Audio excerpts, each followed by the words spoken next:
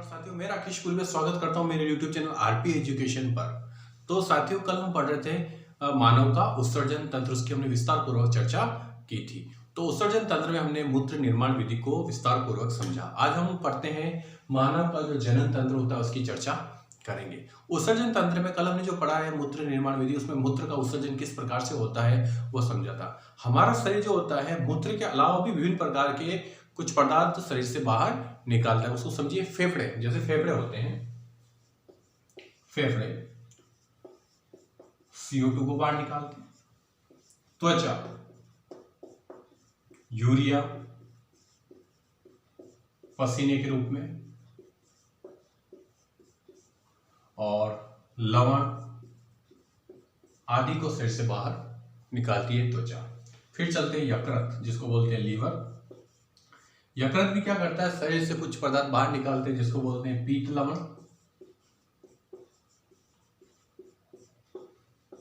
बिली Rubin, important याद रखें, biliverdin,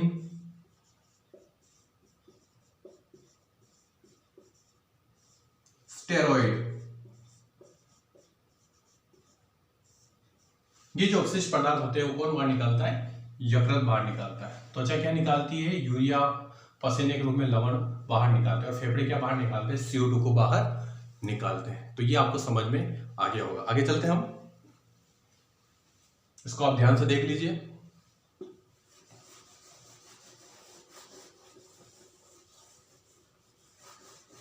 इसके बाद हम आते हैं जनन तंत्र की चर्चा करते हैं। क्या होता है जनन तंत्र? देखिए जनन तंत्र क्या होता है। जनन तंत्र में सबसे पहले हम पढ़ेंगे जनन के बारे में कि जनन क्या होता है। जनन का मतलब ये होता है अपने ही समान संतानों को उत्पन्न करना, जनन कहलाता है।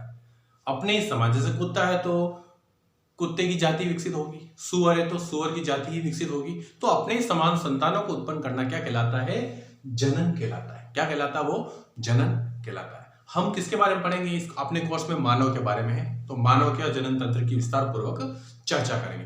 तो मानव जो जनन करता है वो कौन सा जनन करता है वो आपको पता होना चाहिए। मानव में किस प्रकार का जनन पाया जाता है, लैंगिक जनन पाया जाता है। मानव में कौन सा जनन पाया जाता है, लैंगिक जनन मानव में पाया जाता है। अब लैंगिक जनन होता है क्या है समझे। लैंगिक जनन का मतलब ये होता है जिसमें शुक्राणु और अंडाणु आपस में मिलते हैं। शुक्राणु पाए जाते हैं पुरुष के अंदर और अंडाणु पाए जाते हैं स्त्री के अंदर। जब इन दोनों का क्या होता है, मिलन होता है, तो युग्मनज की क्रिया होती है। इस पूरे प्रोसेस को हम बोलते हैं निषेचन। तो निषेचन किसे कहते हैं समझिए, अंडाणु प्लस शुक्राणु जब दोनों मिलेंगे, अंडाणु और शुक्राणु आपस में मिलेंगे, तो किसका निर्माण होता है, युग्मनज का निर्माण होता है। तो शुक्राणु, अंडाणु और शुक्राणु मिलने से युग्मनज का निर्माण होता है। ये जो पूरी क्रिया होती है इसे क्या कहा जाता है, निषेचन की क्रिया कहा जाता है। क्या कहा जाता है इसे, निषेचन। क्या बोला जाता है इसको, निषेचन की क्रिया कहा जाता है। समझ में आ गया होगा कि निषेचन किसे कहते हैं। अंडाणु और शुक्राणु जब आपस में मिलते हैं तो युग्मनज का निर्माण होता है, उसे हम क्या कहते हैं, निषेचन कहते हैं। आगे चलते हैं हम।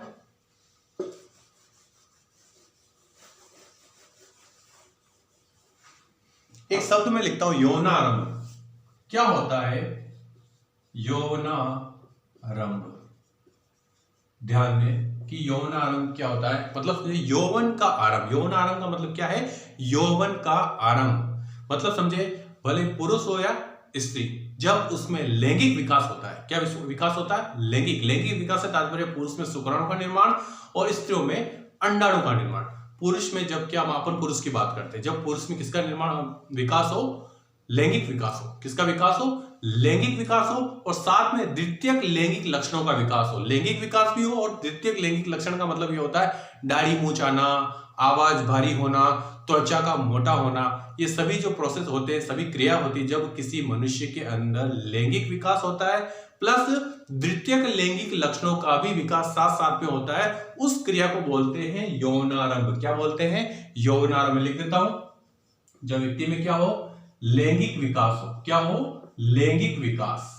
समझे इसको, प्लस क्या हो, लैंगिक विकास के साथ द्वितीयक लैंगिक लक्षण का भी विकास हो।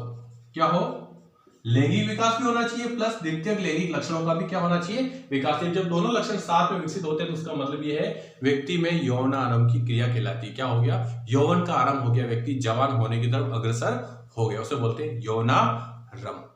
अब यौन आरंभ के लिए मुख्य रूप से कौन जिम्मेदार होता है, तो याद रखें यौन आरंभ की क्रिया के लिए मुख्य रूप से हार्मोन जिम्मेदार होते हैं। कौन जिम्मेदार होते हैं, ध्यान दें, तो यौन आरंभ की क्रिया किसके द्वारा संपन्न होती है, हार्मोनों के द्वारा संपन्न होती है। यौन आरंभ की क्रिया किसके द्वारा संपन्न होती है, हार्मोनों के द्वारा संपन्न होती है। जब शरीर में हार्मोन का विकास होता है तो यौन आरंभ की क्रिया संपन्न होती है।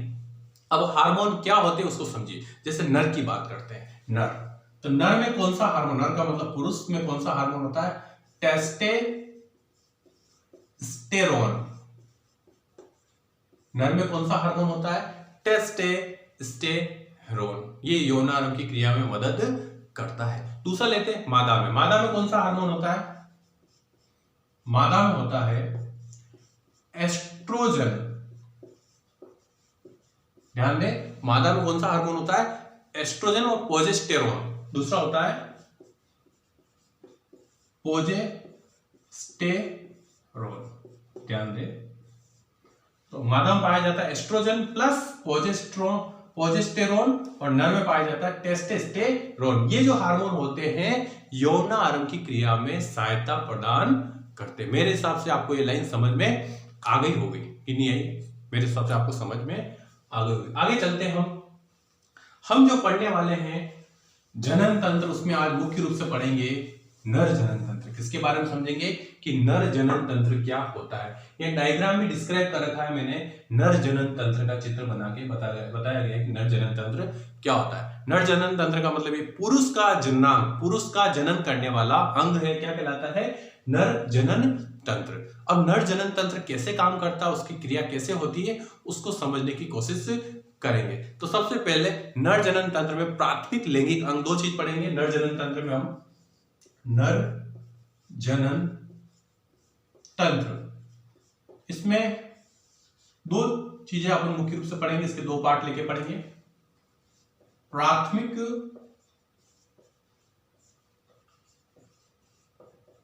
लैंगिक अंग, नर जनन तंत्र में प्राथमिक लैंगिक अंग पाए जाते हैं और दूसरा पाया जाता है द्वितीयक लैंगिक अंग। इन दोनों से मिलकर बना होता है नर का जनन तंत्र, नर जनन तंत्र। अब प्राथमिक लैंगिक अंग क्या होते हैं उसकी हम चर्चा करेंगे कि प्राथमिक लैंगिक अंग क्या होते हैं। इस चित्र में आप ध्यान से देखिए तो आपको वर्षण गोलाकार संरचना दिखाई दे रही होगी, उसे बोलते हैं वर्षण।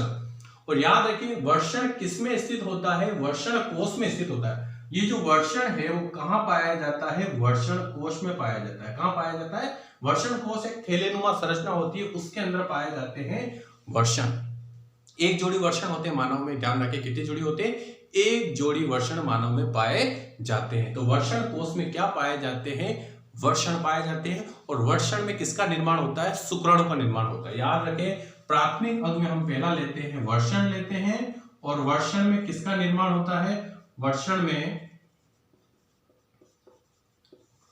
शुक्राणु का निर्माण होता है। किसका निर्माण होता है, शुक्राणु का निर्माण होता है। याद रखें वर्षण में किसका निर्माण होता है, तो इस वर्षण में मनुष्य के नर जनन तंत्र के वर्षण वाले भाग में किसका निर्माण होता है, शुक्राणु का निर्माण होता है। ध्यान दें। और इस वर्षण कोश में टेस्टोस्टेरोन बनता है। याद रखें इस वर्षण कोश में किसका निर्माण होता है, टेस्टोस्टेरोन जो भी मैंने लिखा था वो हार्मोन होता है, वो इस वर्षण कोश में ही उसका निर्माण होता है। याद रखें वर्षण कोश में किसका निर्माण होता है, टेस्टोस्टेरोन का निर्माण होता है। तो ये मैंने आपको बताया था प्राथमिक लैंगिक अंग, नर जनन तंत्र का कौन सा अंग, प्राथमिक लैंगिक अंग के बारे में आपको चर्चा की। अब हम चलते हैं द्वितीयक लैंगिक अंग। किसका, द्वितीयक लैंगिक अंग। क्या होता है द्वितीयक लैंगिक अंग, समझिए। इसका कनेक्शन प्राथमिक लैंगिक अंग से, प्राथमिक लैंगिक अंग में अपन जानते हैं क्या चीज बनती है, मोस्ट इंपॉर्टेंट शुक्राणु बनते हैं। क्या बनते हैं, शुक्राणु। और द्वितीयक लैंगिक अंग का ये काम होता है शुक्राणु को, ध्यान दें, शुक्राणु को निषेचन स्थल पे ले जाना। याद रखें शुक्राणु को निषेचन स्थल पे ले जाने का काम कौन करता है? द्वितीयक लैंगिक अंग करता है। प्राथमिक लैंगिक अंग में जो शुक्राणु बनते हैं उस शुक्राणु को द्वितीयक लैंगिक अंग में ले जाने का काम कौन करता है? शुक्राणु को द्वितीयक लैंगिक अंग में ले जाने का काम कौन? निषेचन प्राथमिक लैंगिक अंग में जो शुक्राणु का निर्माण होता है वो निषेचन के लिए कहां चले जाते हैं? द्वितीयक लैंगिक अंग में चले जाते हैं। समझ में आ गया आपको? तो ध्यान दीजिए इसको कि शुक्राणु का निर्माण जो होता है वो कहां चले जाता है? निर्माण होने के बाद वो किसमें चले जाते हैं? द्वितीयक लैंगिक अंग में चले जाते हैं। अब आगे समझिए, जो शुक्राणु बनते हैं वो द्वितीयक लैंगिक अंग में चले जाते हैं। शुक्राणु याद रखिए किसमें बनते हैं? वर्षण में। तो शुक्राणु वर्षण से कहां जाते हैं? कौन से द्वितीयक अंग में जाते हैं वो आप ध्यान रखें। तो पहली बात बताता हूं मैं, शुक्रवाहिनी। या देखिए शुक्रवाहिनी, तो वर्षण में जो भी शुक्राणु बनेंगे वो कहां जाएंगे? शुक्रवाहिनी में जाएंगे। कहां जाएंगे? शुक्रवाहिनी में जाते हैं। वर्षण में जो भी शुक्राणु बनते हैं वो कहां जाते हैं? शुक्रवाहिनी में जाते हैं। सेकंड चलते हैं। अब जो शुक्रवाहिनी में जो शुक्राणु चले गए हैं तो उदर के अंदर मनुष्य के पेट में, उदर का मतलब पेट में पाया जाता है शुक्राशय। तो शुक्रवाहिनी से शुक्राणु शुक्राशय में जाते हैं। कहां जाते हैं? शुक्रवाहिनी से शुक्राणु किस में जाते हैं? शुक्राशय में जाते हैं। क्या कहां जाते हैं? शुक्राशय में जाते हैं। और शुक्राशय के साथ में एक ग्रंथि और पाई जाती है जिसका नाम है, प्लस लिखता हूं मैं, प्रोस्टेट ग्रंथि। प्रोस्टेट ग्रंथि पाई जाती है।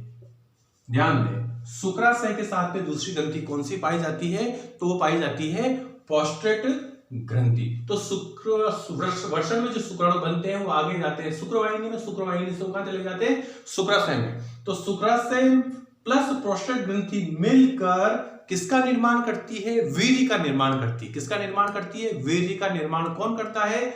शुक्राशय प्लस प्रोस्टेट ग्रंथि दोनों सहायक ग्रंथियां होती है, दोनों मिलकर किसका निर्माण करती है? वीर्य का निर्माण करती है। और वीर्य के माध्यम से ही शुक्राणु आगे बढ़ते हैं। याद रखें, वीर्य के माध्यम से ही शुक्राणु क्या होते हैं? आगे की तरफ जाते हैं या आगे की तरफ बढ़ते हैं। तो समझ में आया होगा मेरी बात आपको कि किस प्रकार से वर्षण में शुक्राणु बनते हैं, शुक्रवाहिनी में जाते हैं और शुक्रवाहिनी से कहां चले जाते हैं शुक्राणु? शुक्राशय में जाते हैं। ठीक है, आगे चलते हैं हम। क्या बात है? थर्ड पोर्शन देखिए, समझिए। अब जो शुक्राणु होते हैं, याद रखें, अब जो शुक्राणु होते हैं वो मनुष्य का जो लिंग होता है उसका आगे का जो भाग होता है उसे बोलते हैं शिश्न। क्या बोलते हैं? उसे शिश्न बोलते हैं। क्या बोलते हैं? उसे शिश्न। शुक्राणु शिश्न के माध्यम से वीर्य के रूप में, याद रखें, शुक्राणु शिश्न के माध्यम से वीर्य के रूप में बाहर निकलते हैं। कहां से? शिश्न वाले मुंह से बाहर निकलते हैं जब निषेचन की क्रिया होती है। जब निषेचन की क्रिया होती है तो शुक्राणु वीर्य के माध्यम से शिश्न से बाहर निकलते हैं। तो इस तरह मैंने आपको आज बताया नर का जनन तंत्र किस प्रकार से कार्य करता है और कौन सा नर के जनन तंत्र में कौन से अंग पाए जाते हैं, प्राथमिक लैंगिक अंग और द्वितीयक लैंगिक अंग। प्राथमिक लैंगिक अंग में क्या वर्क होता है और द्वितीयक लैंगिक अंग में क्या वर्क होता है, ये मैंने आपको समझाया। कि नहीं समझ में आया? मेरे हिसाब से आपको ये चीज समझ में आ गई होगी। तो स्टूडेंट साथियों, दोस्तों, आज के लिए इतना ही। कल मैं फिर से जनन तंत्र का अगला टॉपिक मादा जनन तंत्र लेके आऊंगा और उसकी भी हम विस्तार पूर्वक चर्चा करेंगे।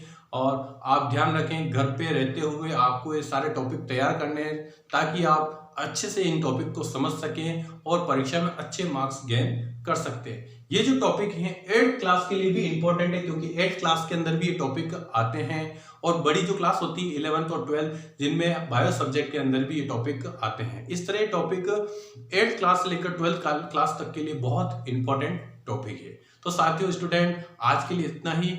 और जिन्होंने भी ये वीडियो देखा है तो वीडियो को लाइक कीजिए, शेयर कीजिए, सब्सक्राइब कीजिए और बेल आइकन पर जरूर क्लिक कीजिए। आज के लिए इतना ही। धन्यवाद। जय हिंद, जय भारत।